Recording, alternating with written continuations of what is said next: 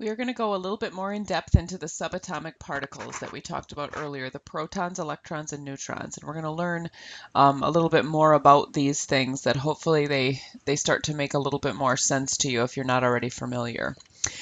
First, we're going to start with the protons. Protons are positively charged particles that are located in the nucleus of the atom. Most people are usually familiar with this already, but protons positively charged, so that's kind of easy to remember. We talked about this in class a little bit, but protons identify the atom. So each atom has a specific number of protons that make it that particular element. So, for example, if you look at the atomic number of sodium, okay, sodium's atomic number is 11, and that number is telling you the number of protons. Every sodium atom has 11 protons. If it doesn't have 11 protons, it's not sodium. Okay, that is the one thing that absolutely cannot be changed about the atom is the number of protons, because if you change this to another number, if you add a proton or take a proton away, you are changing the element and it is no longer sodium. Protons have a mass of 1 atomic mass unit, or 1 AMU as we refer to it. And you're not going to be familiar with this unit. It's very foreign to you, I'm sure. But basically, when we look at the mass of an atom, okay, this 23 is 23 AMUs.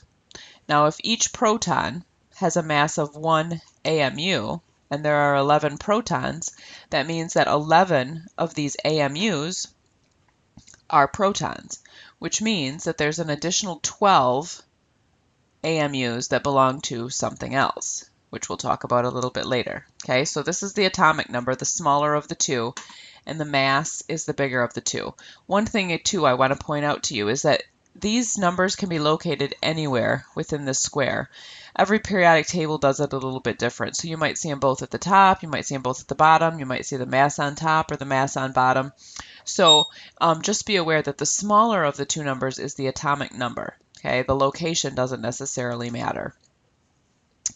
We're going to look now at the electrons. The electrons are the opposite of the protons. They are negatively charged particles, and they're located in the nucleus of the atom. I'm sorry, not in the nucleus, around the nucleus of the atom. And they're in different energy levels, which we'll talk about later, but they are very, very fast moving. They're like the little part of the atom that's ADD, and it just zips around and it is fast and it's constantly moving. So it's almost impossible to pinpoint exactly where any electron is at any given point. One good analogy that kind of helps put it in mind is if you look at a fan. Okay, if you turn that fan on, the fan blades will start spinning around and around.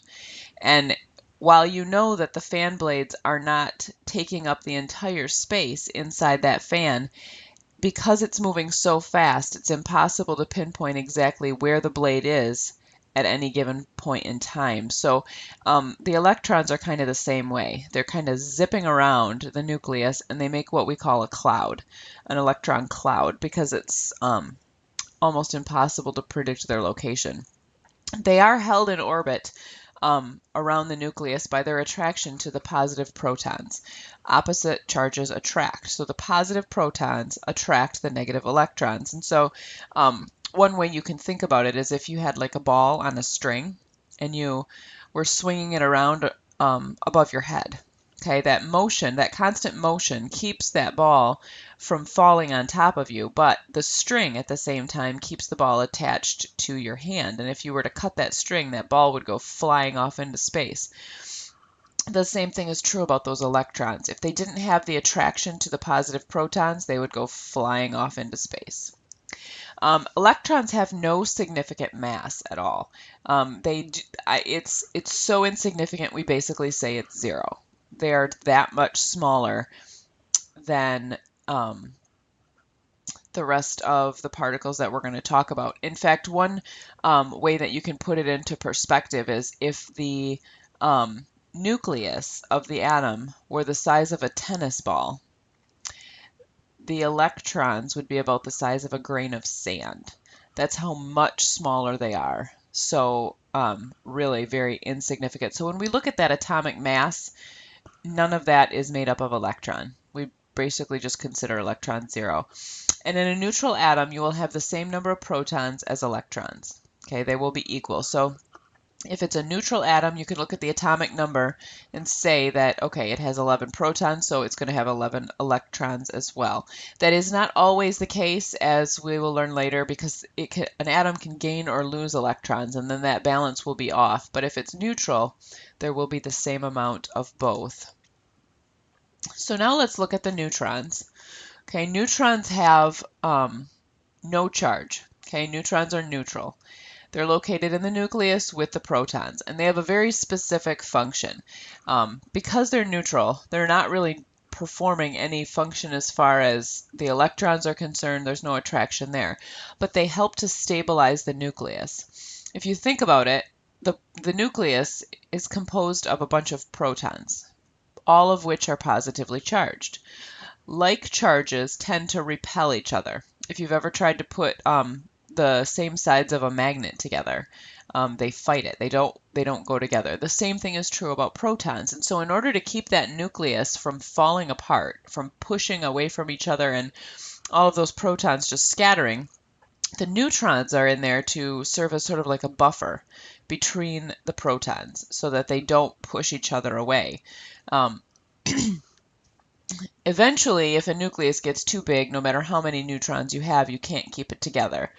Those are the nuclear elements that naturally fall apart, but we'll talk more about that in a little bit.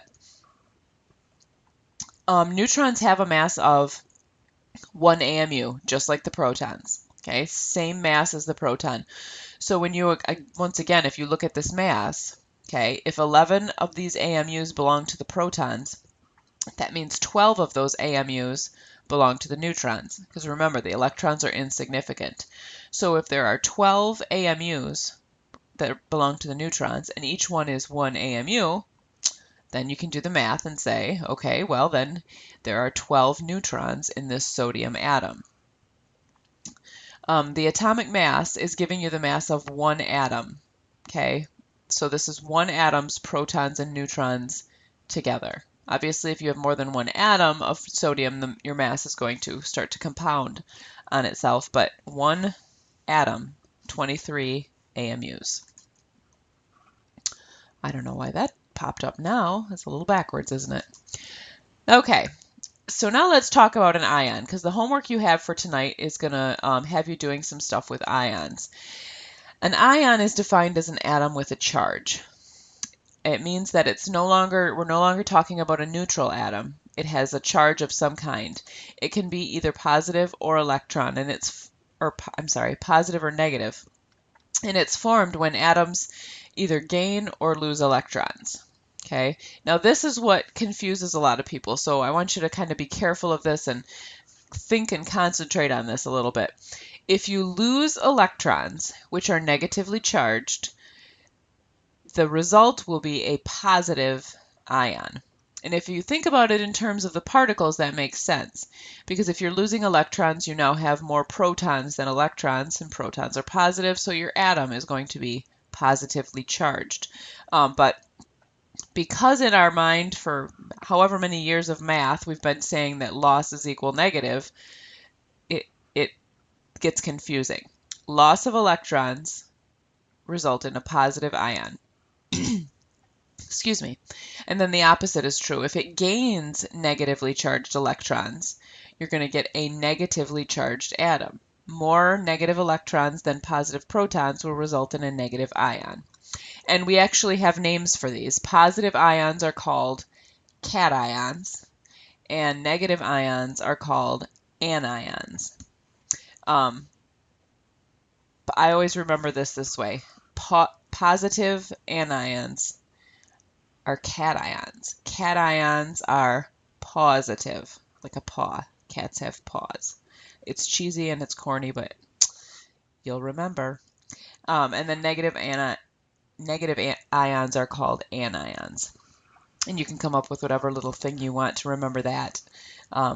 A-N-I-O-N, anion. Okay, so let's get an example here of figuring all of this stuff out. We have a sodium atom here that has 11 protons, 11 electrons, and 12 neutrons. We are making the assumption 11 electrons because it says here that it's an atom. If it said ion, then we would know that there are a different number of protons and electrons which are giving it a charge. But because it says atom, we're going to assume it's neutral, 11 protons, 11 electrons, and then there are the 12 neutrons that make up the remaining mass. If sodium loses an electron, okay, which sodium tends to do, it will have 11 protons, but now only 10 electrons. Okay, so if you look at those particles in terms of the charges, you have 11 positively charged particles, 10 negatively charged particles, which is going to result in an overall net charge of +1. Okay, so we would call this a sodium +1 ion. And it would be represented like this, with the +1 sort of superscripted up here in the corner. Okay, and that's how we would express that. This is a sodium 1+ ion as opposed to a sodium atom. Okay, now we talked a little bit about this today, but I'm gonna go over this again just so this makes sense to you. We're gonna we talked about isotopes being atoms that have a different number of neutrons than each other. Okay, so if you have two carbon atoms with different numbers of neutrons, you have two isotopes of carbon. Carbon has a common one because we have carbon 12 and we have carbon 14.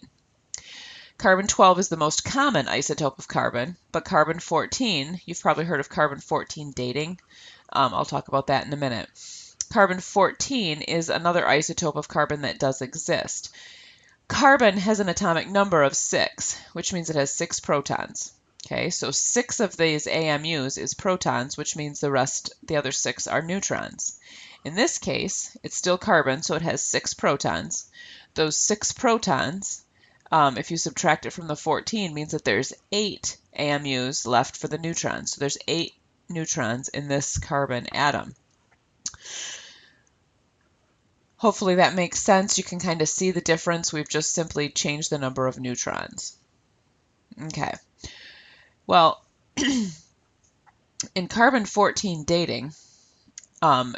Zill will talk about this a lot, the reliability of carbon-14 dating when scientists try and say things are billions of years old because of carbon-14 dating.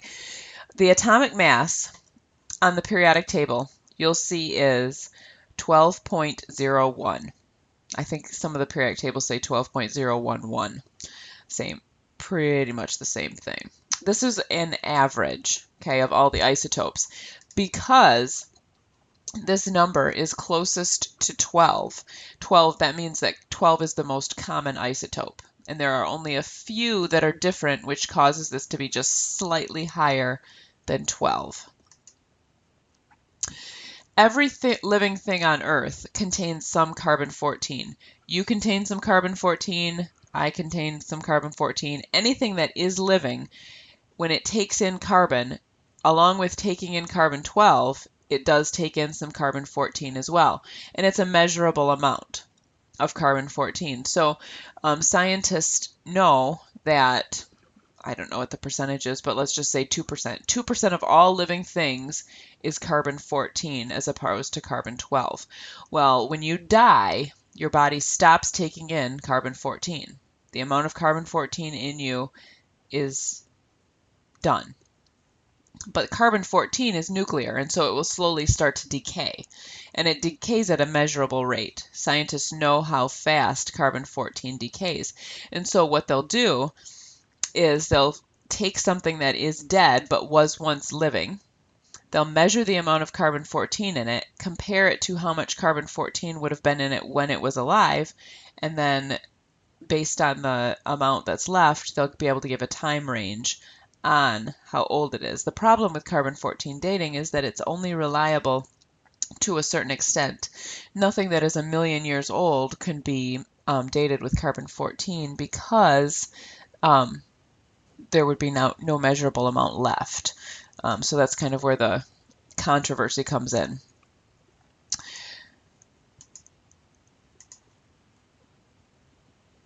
Okay, so hopefully you can see that, and if that makes a little bit of sense, hopefully. If it doesn't, ask. I'd be happy to explain it to you in a little more detail.